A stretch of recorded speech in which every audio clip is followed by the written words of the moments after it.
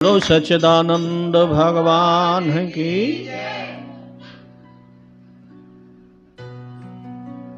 ये भारत भूमि में ज्यादातर लोग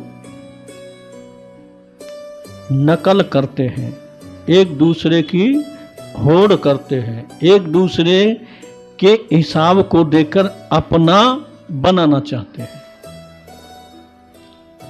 ये कोई बुरी बात नहीं है, ठीक है, पर अपनी योग्यता भी, अपनी क्षमता भी देख लेनी चाहिए कि हम जिससे बराबरी करने जा रहे हैं क्या हम कर पाएंगे। अब कोई भी बंदा बराबरी करे मोदी की कि मैं भी प्रधानमंत्री बन जाऊं, तो सपना तो ठीक है, पर हमारी क्षमता उतनी नहीं है। भारत में ही जुगाड़ पाई जाती है, कहते हैं जुगाड़ बना दिया। कोई भी चीज विदेश से नहीं आती है, उसकी नकल करके तैयार हो जाते हैं। हां, कुछ चीजें ऐसी हैं उसमें बराबरी करने की कोशिश करे तो अच्छा होता है। जैसे कोई बच्चा पढ़ रहा है, होशियार है, तो दूसरे बच्चे को उसकी नकल करनी चाहिए कि हमको भी योग्यता हासिल करनी चाहिए, हम भी उसी कंडीशन में पहुंचने चाहिए। तो ये नकल करना या बराबरी करना अच्छा भी होता है। अब कोई पड़ोस में चोर है और हम भी कहें कि हम भी चोर बन जाएं, तो ये तो उचित नहीं है। या बगल में कोई बदमाश है, हम भी कहें कि बदमाश हो जाएं, तो ये भी उचित नहीं है। देख करके ही करना चाहिए। दूसरी चीज है, कोई भजन करता है, तुम्हें पता चलिए है कि वो भजन कर रहा है, 1 घंटा करता है, तो उसकी नकल कर सकते हैं कि हम 2 घंटा करेंगे। जब हम पंजाब रहते थे आश्रम पर, तो जाकर के हम बैठ जाते थे भजन पर। तो हमारे साथ एक महात्मा जी और बैठते थे। तो वो कुछ दिन तो जैसे हम 1 घंटा बैठे हैं, वो 10-5 मिनट बैठकर चले जाते थे।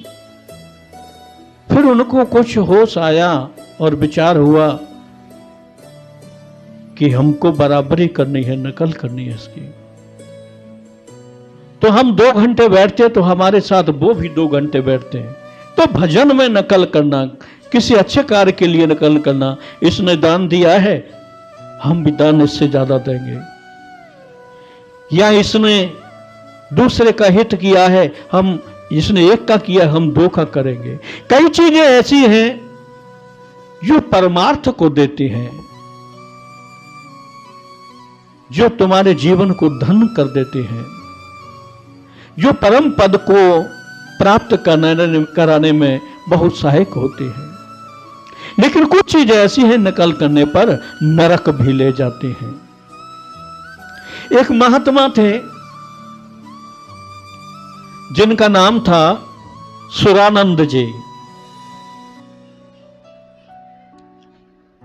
और उनकी पत्नी भी महात्मा साथ में हो गई।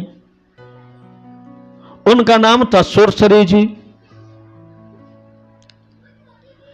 जब वो महात्मा होने जा रहे थे, तो उनकी धर्म पत्नी ने कहा कि मैं भी भजन करना चाहती हूं। तो सुरासुरानंद जी ने कहा कि ठीक है, तुम भजन करना चाहती हो तो करो, घर में रहकर करो। बोला नहीं, तुम जाते हो, हम तुम्हारे साथ चलेंगे, भजन करेंगे, वहां जहां तुम जाओगे वहां हम जाएंगे। तुमने वचन दिया है विवाह के समय पर कि हम तुम्हारा साथ नहीं छोड़ेंगे, अब हमारा साथ छोड़ते हो, तुम वचन भंग करते हो, यह उचित नहीं है। सुरानंद जी ने कहा कि उचित तो नहीं है, पर तुम्हारे लिए ठीक नहीं है। देखो, राम जी ने सीता जी को बहुत समझाया कि घर में रहो, और वन में रह करके तुम जो लाभ लेना चाहती हो वो लाभ तुम्हें घर में मिल जाएगा। यहां तक श्री राम जी ने कहा कि वेदों का जो पारायण करते हैं, वेदों के अनुसार चलते हैं और जो गुरु के अनुसार चलते हैं, गुरु की आज्ञा का पालन करते हैं, इन दोनों से जो धर्म बनता है वो धर्म तुम्हें यहां रहकर ही मिल जाएगा। कि गुरु श्रुत सम्मत धर्म फल पाहिए बिनहि कलेस, हट बस सब संकट सहो गालिब न हो सो नरेश। अगर तुम हट करोगी तो दुख पाहो परिणामा, जो हट करो प्रेम बस बाबा तो तुम दुख पायहु परिणामा। अगर तुम हट करोगे तो परिणाम में दुख पाओगे। तो सुश्री को कहा कि जब सीता जी को राम जी ने मना किया, नहीं मानी और साथ में गई, तो तुम जानती हो क्या हाल हुआ कि वन में नंगे पैर चलना पड़ा। खाने को कुछ मिलता, कभी नहीं मिलता, कभी जल भी पीने को नहीं मिलता। पहाड़ों का पानी पीते जो शरीर के लिए बहुत हानिकारक होता था। बारिश होती है, बारिश में ही रहना पड़ता। धूप है, धूप सहन करनी पड़ती। सर्दी है, सर्दी सहन करनी पड़ी। इसलिए देवी तुम घर रह करके भगवान का भजन करो और मेरे माता पिता की सेवा करो और अपने बच्चों की पालना करो। तुम्हें जो कुछ चाहिए या घर में रह करके ही सब कुछ प्राप्त हो जाएगा। लेकिन सुरसरी ने सीता जी की तरह हठ किया, अनसुईया जी की तरह हठ किया, सती जी की तरह हठ किया कि नहीं, मुझे तो साथ ही चलना है, चाहे कुछ भी हो। परिणाम से मैं नहीं डरती, पर मैं आपका वियोग सहन नहीं कर सकती।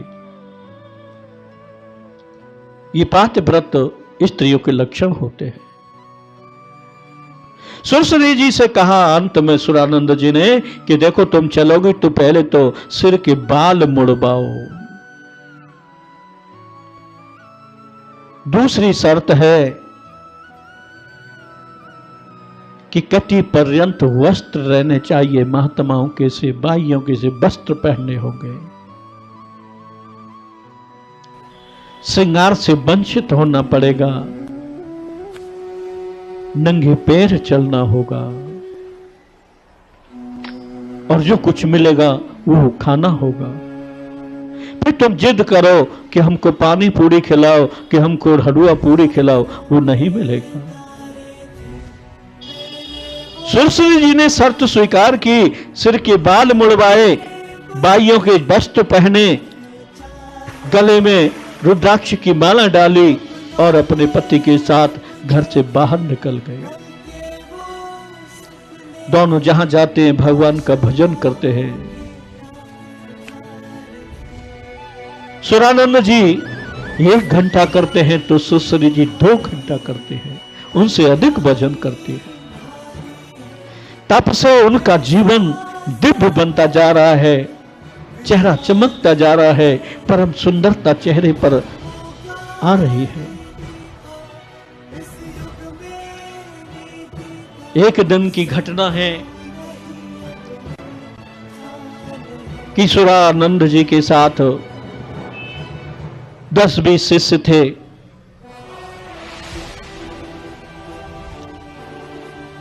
और सुरसरी जी भी उनके साथ थी।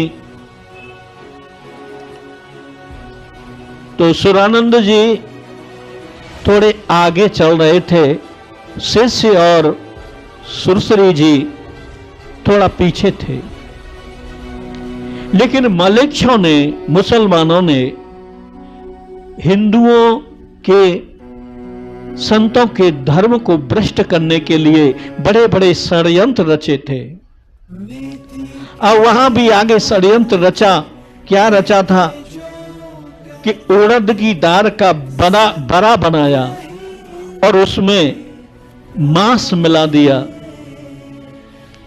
और उसे भगवान का प्रसाद कहकर जो साधु संत जाते थे, जो हिंदू भक्त थे, उनको खिलाने लगे। जो कोई नहीं खाता उससे कह दे, देखो प्रसाद का निरादर नहीं करते, साथ में तुलसी दल रखते, तुलसी को उस प्रसाद पर डाल देते, उस बड़े पर डाल देते जिसमें मांस मिला है। उस तुलसी दल को देखकर लोग प्रसाद को भरपेट खा लेते थे।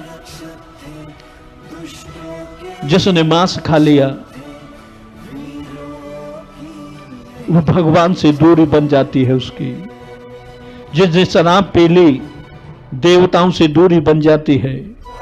जिसने अंडा खा लिया भगवान और देवता दोनों से दूर हो जाता है और वो आसुरी वृत्ति में आ जाता है। वह राक्षसी शक्तियां उसके साथ रहती है और उसे नाना प्रकार का कष्ट देती है और राक्षसी शक्तियां खुद आनंद लेती है, मस्ती मारती है। सुरानंद जी आगे चल रहे थे और उन मलेच्छों ने वही हाल सुरानंद जी के साथ किया। कहा कि महाराज आओ आओ आओ, भगवान का प्रसाद लो, महाप्रसाद है। और उनके सामने तुलसी दल डाला और कहा कि लो प्रसाद है। तुलसी दल देखकर सुरानंद जी ने प्रसाद का अपमान न हो इसलिए वो ले लिया और लेकर के खा लिया, आगे बढ़ गए। पीछे से शिष्य लोग आ रहे थे, वो देख रहे थे गुरु महाराज रुके हैं, कुछ खाया है, और आगे बढ़ गए। इतने ही में ही सुरसरी जी और सभी शिष्यगण वहां पहुंच गए। उनके साथ भी उन मलेच्छों ने वही हाल किया। क्या आओ महाराज प्रसाद लीजिए, प्रसाद दिया। अब तो शिष्यों ने वो प्रसाद भरपेट खाया, स्वादिष्ट प्रसाद बना। उड़द की दाल का बड़ा साधु संतों को कहां मिलता है, और उसमें धोखे से मांस मिला था, भरपेट खा गए। सुरसरी जी के पास जब पहुंचा तो उन्होंने हाथ जोड़कर मना कर दिया कि मैं व्रत में हूं, मैं कुछ भी नहीं लेती। लेकिन उन दुष्टों ने कहा कि आप व्रत में भले हो, ये तो महाप्रसाद है, इसका अपमान करोगी तो घोर नरक में जाओगी, ये ठीक नहीं है। सुरसरी जी को हाथ में प्रसाद दिया, तुलसी दल डाल करके ले लिया और उन्होंने भी खा लिया। सुरानंद जी आगे एक वृक्ष के नीचे बैठ गए। शिष्यगण और उनकी धर्मपत्नी सुश्री जी जब वहां पहुंचे तो कहा कि अरे मूर्खो, तुमने उड़द का बड़ा खा लिया।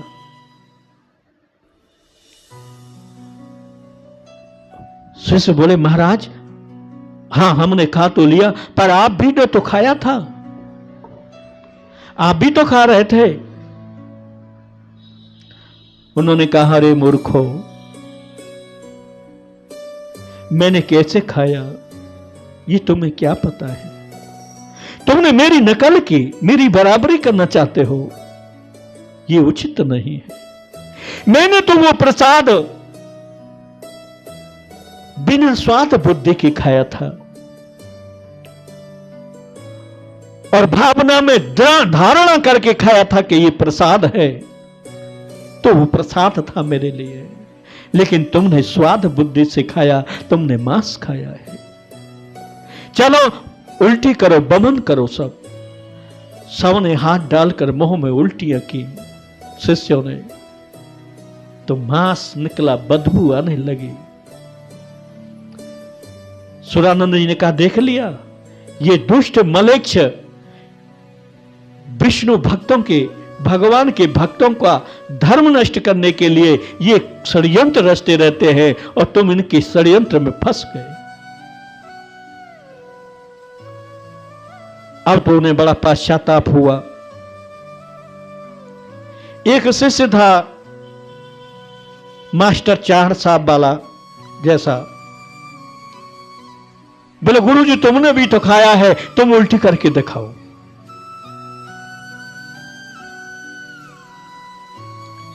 गुरुजी ने कहा ठीक कह रहे हो। गुरुजी ने हाथ डाला मुंह में और उल्टी की तो वहां क्या निकला कि तुलसा दल, पुष्प। अब तो सब बड़ा आश्चर्य करने लगे कि गुरुजी ने उल्टी की है। तुलसी तुलसी दल निकले, पुष्प निकले हैं, जहां पुष्प नहीं थे वो भी पुष्प निकले हैं। लेकिन हम मूर्खों ने बड़े स्वाद से भरपेट खाया, हमारा धर्म नष्ट हो गया। कहा गुरुजी अब हमारा ये धर्म कैसे जागृत होगा, कैसे हम भगवान के सम्मुख हो। तो उन्होंने पश्चाताप की विधि बतलाई और फिर उन्होंने सुरसरी जी को कहा तुम भी उल्टी करो। उनने भी उल्टी की तो उनके उल्टी में भी पुष्प और तुलसी दल निकले। तब उन शिष्यों को समझ में आया कि गुरु तो गुरु ही होते हैं। आगे बढ़ गए, जब आगे बढ़ गए खूब दूर निकल गए, घना जंगल आया। जो मलेच्छ प्रसाद का कह करके मांस खिला रहे थे वो धर्म भ्रष्ट करके फिर उन पर अटैक करते थे, आक्रमण करते थे, उनका वध करते थे, जिसलिए कोई दैवीय शक्ति उनको मार न सके, उनका कुछ बिगाड़ न सके। पहले धर्म नष्ट करना, फिर उनके ऊपर प्रहार करना। वही हाल सुरानंद जी के साथ और उनके शिष्यों के साथ मलेच्छों ने, डाकुओं ने वहां जंगल में किया। सब एकत्रित हो गए मलेच्छ, हाथ में तलवार लिए और सुरसरी जी को छुड़ा ले गए। उनसे शिष्यों को मारा पीटा और सुरसरी जी को ले गए। अब शिष्यों ने कहा, शिष्यों ने बहुत कोशिश की, लड़े पिटे, लेकिन पार न पड़ी। मलेच्छ अधिक थे, दुष्ट प्रवृत्ति के थे, उधर उनका धर्म नष्ट हो गया, धर्म ने रक्षा नहीं की। तो सुरानंद जी से कहा कि गुरुदेव माता का धर्म नष्ट हो जाएगा, ये दुष्ट लोग, पापी लोग उनके पात व्रत धर्म को नष्ट कर देंगे, कुछ कृपा करो, आपसे हम विनती करते हैं, उनके धर्म की रक्षा करो, आप समर्थ हैं, आप सब कुछ कर सकते हैं। सुरानंद जी ने क्या कहा कि या तो मैं उसके धर्म की रक्षा कर सकता हूं, लेकिन जब यहां से शरीर छोड़कर जाएगी वहां कौन उसकी रक्षा करेगा, इसलिए मुझे उचित नहीं है कि मैं उसकी रक्षा करूं। उसका धर्म होगा तो उसकी रक्षा करेगा। उन्होंने कुछ भी हलचल नहीं, कोई भी क्रिया नहीं की। भगवान की जैसी इच्छा वो ऐसा विचार करके और बैठे रहे। जिस प्रकार भगवान शिव ने बहुत समझाया सती को कि सती देखो राम भगवान है, मान जाओ, लेकिन नहीं माना कि नहीं ये भगवान नहीं हो सकते। जो स्त्री के लिए रोए, जो कामी पुरुष हो, क्या वो भगवान हो सकता है? नहीं। तो वह ठीक है, तुम जाकर के परीक्षा ले लो। परीक्षा के लिए गई तो शिव जी ने कहा कि ठीक है, हो यकीन जो हो, चाहे हो न कीन जो भगवाना।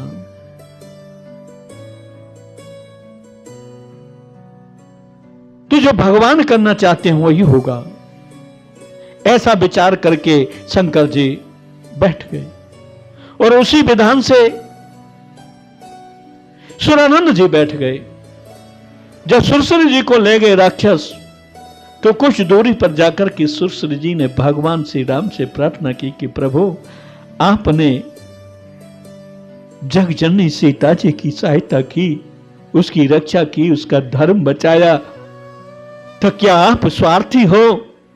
अपनी पत्नी का ही धर्म बचा सकते हो, किसी दूसरे की पत्नी का धर्म नहीं बचा सकते। अगर मैंने हे प्रभु श्री राम अपने पति की मन वचन कर्म से सेवा की हो और स्वप्न में भी पर पुरुष का दर्शन नहीं किया हो, तो आप क्यों नहीं आते और उन दुष्टों का वध क्यों नहीं करते, मेरी रक्षा क्यों नहीं करते? इतना सुनते ही भगवान श्री राम लक्ष्मण जी के साथ धनुष बाण लेकर वहां प्रकट हुए और सभी दुष्ट राक्षसों का वध कर डाला और सुरसरी जी को लेकर के वहां पहुंचे जहां सुरानंद जी बैठे थे। सुरानंद जी को भी दर्शन हुआ भगवान का, शिष्यों को भी दर्शन हुआ भगवान का। भगवान वहां से अंतर्ध्यान हुए। अब शिष्य और सुरसरी जी और सुरानंद जी आपस में चर्चा करते हैं कि जो कष्ट पड़ा वो कष्ट हमारे लिए आनंददायी हुआ, अगर कष्ट नहीं पड़ता तो भगवान के दर्शन हमको कैसे होते। लेकिन आज का सिद्धांत तो उल्टा हो गया है, कष्ट पड़ते हैं तो रोते हैं, भगवान की कृपा नहीं मांगते।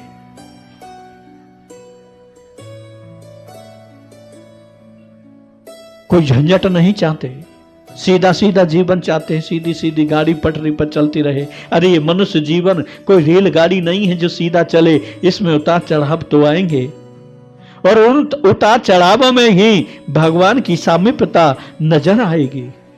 बोलो सच्चिदानंद भगवान की, गोविंद हरे गोपाल।